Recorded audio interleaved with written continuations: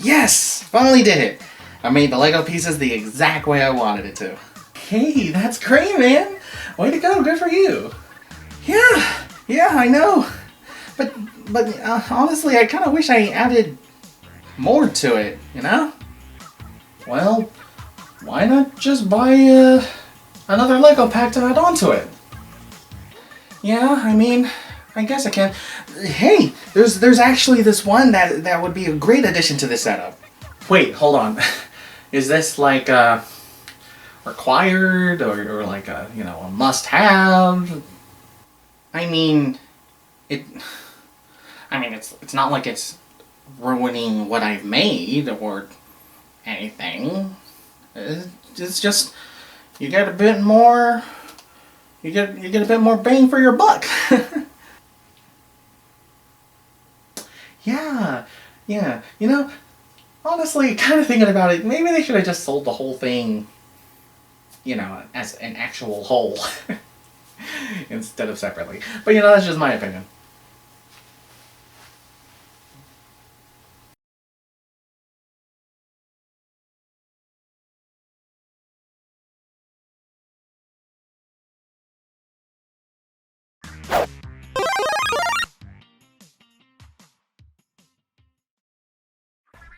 I never really thought anything of Splatoon. I really just thought it was just another fun kids game. And since doing the first video, I have enjoyed playing Splatoon 1, 2, the Octo expansion, and I am currently playing a lot of Splatoon 3. I'm addicted, I need help. But something that never really occurred to me when playing Splatoon 2, or rather the Octo DLC, is that the level design was the stepping stone for Splatoon 3. But I'll save that for the third game, and instead, I'll dive right in to the Octo DLC right now. In addition to buying this DLC, Pearl will make a comment on the Octolings' hairstyles, thinking they're Inklings, starting a sort of trend, and she never brings this up ever again. Baker's Cook and Captain Hook. The game will then also hint us towards the alleyway, but it will tell you to ignore it. You can't tell me what to do, game! I'm my own independent Inkling! Please send me back, this was a mistake. Turns out we are playing as an Octoling that was attacked by Agent 3 and Cuttlefish. But our fight got interrupted and we are now in a subway with Agent 3 gone missing. Cuttlefish, although was ready to throw hands, noticed our character humming the Calamari incantation, and decides that we are an ally whose soul was touched by the song. Makes sense since the game starts in darkness with the song playing in the background and poetry comes into mind. But reminder, you wake up to this view, so please put me back to sleep. When he asks our name, it seems we have come down with the good old amnesia syndrome. Anyway, choose which gender Octoling you want, eye color, and hairstyles. There isn't too much variation for that, but hey, that's better than Splatoon 1. Couldn't even get a haircut. Once that's done, you go through the metro to find a way out with Cuttlefish being your guide. Noticing some inventions that are similar to what the Octarians use, Cuttlefish makes the connection that we are in some Octarian facility. With the door locked, we must look for the key. We will gain access into the next room and will be given a weapon. Shoot the crates till you find the key, the machine will then take back the weapon, and we will find ourselves at the main station.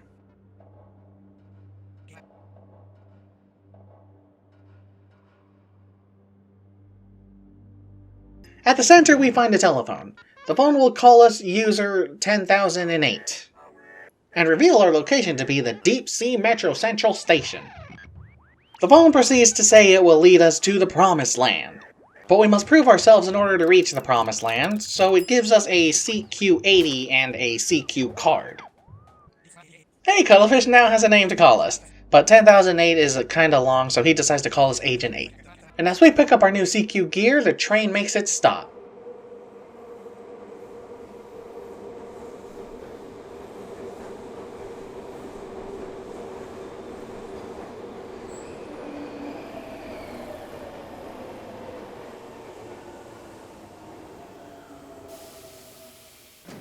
Enter and we meet the conductor, CQ Cumber.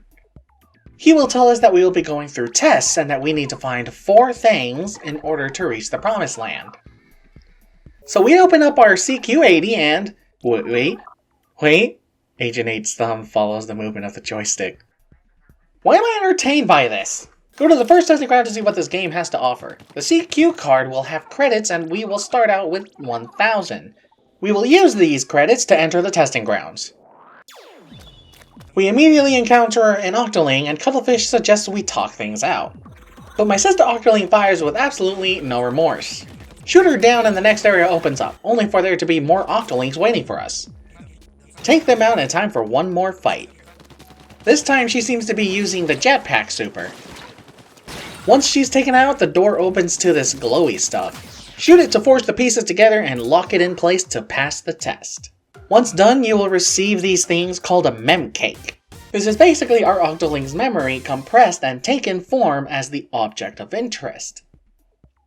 Cuttlefish will then receive a response on his radio, but on the other end was not Agent 3, but rather Marina and Pearl who are on a mountain, which so happens to be near where Cuttlefish, Agent 3, and Agent 8 were before waking up in the metro. Seems Agent 3 dropped his radio. Marina, or DJ Hyperfish, will then try to analyze our surroundings to help and find us. With nothing but for us to continue the tests, Cuttlefish cheers us on. Marina, Pearl, and Cuttlefish will be chatting while we go do the tests, and they allowed us to be able to read them whenever it becomes available. These chats dive a bit deeper into the backstory of Marina, and it reveals that she was once part of the Octarian army. We will also be introduced to Iso Padre. Turns out he is also a test subject, but washed out. He now has a craving for mem cakes, so he asks for our own, and he says he will repay us. Get all mem cakes on a full track line and Iso Padre will give us item rewards.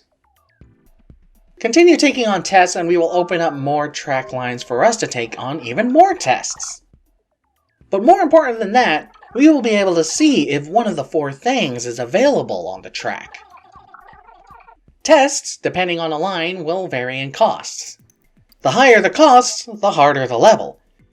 In order to keep up with the costs of these levels, some levels will have multiple weapons for us to choose before beginning the test. And the weapons will give varying amounts of credits as a reward for passing the test with that weapon. The tests themselves also vary. You got ones unique to this game mode in comparison to the original campaign of Splatoon 2, like time-restricted levels, Deliver the 8-Ball levels, and one of my favorites, the Grinding Rail levels.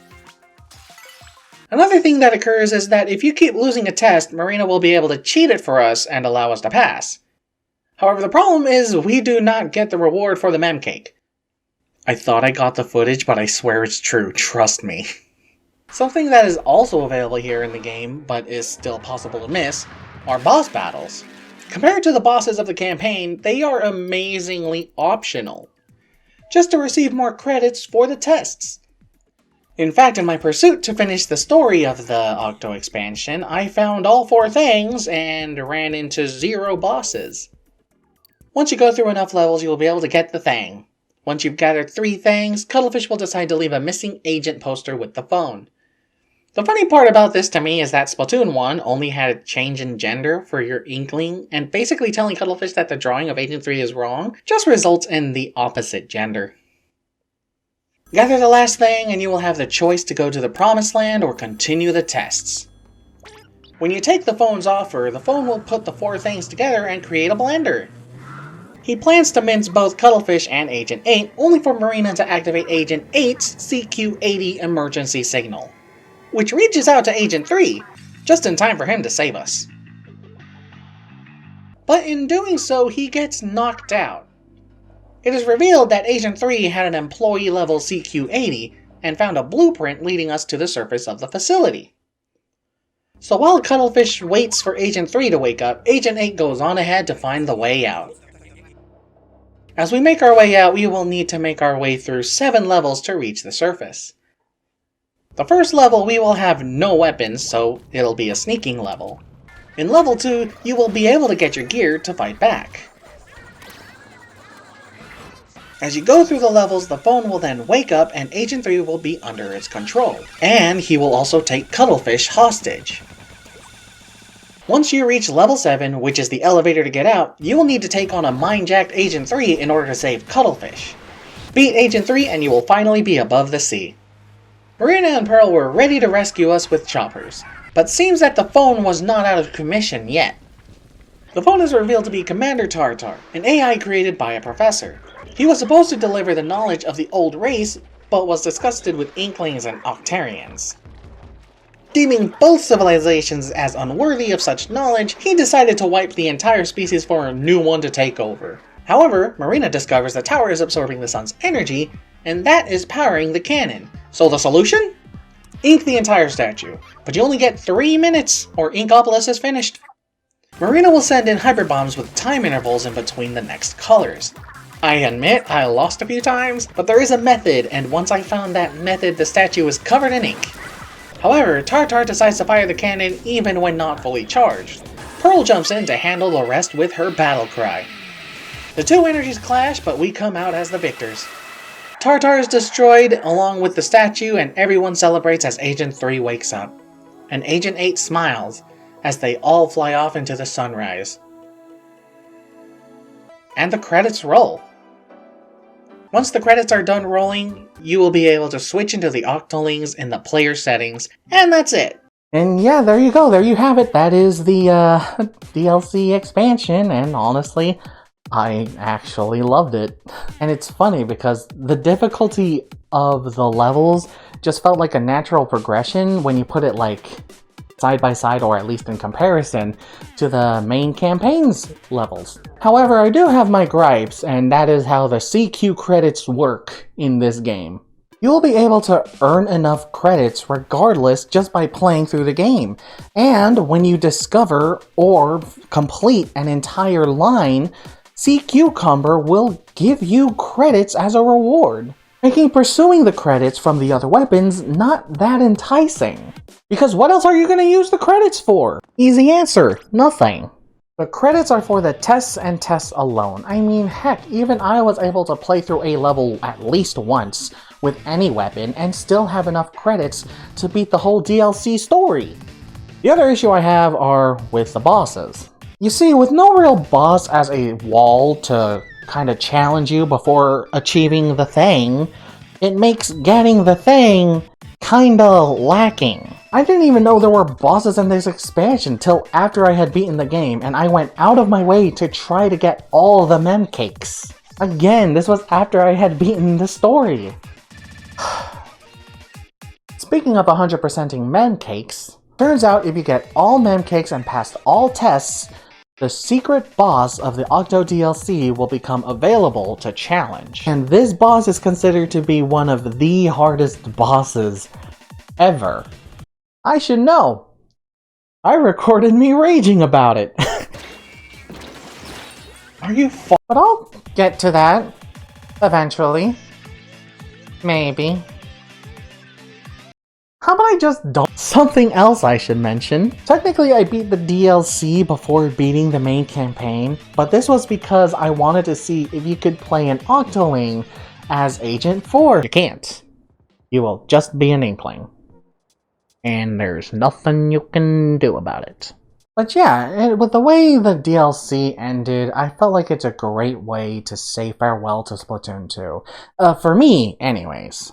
Because you see, I hadn't experienced a Splatfest until Splatoon 3's demo, and Splatoon 2 had already did their last Splatfest when I wasn't even playing. I will say that the expansion definitely felt like it was worth playing, and I think this is a great way to say farewell to Splatoon 2. At least until I decide to jump back on to the secret boss. We'll cross that bridge when we get there. Thank you guys for watching, and I'll see you in the next video.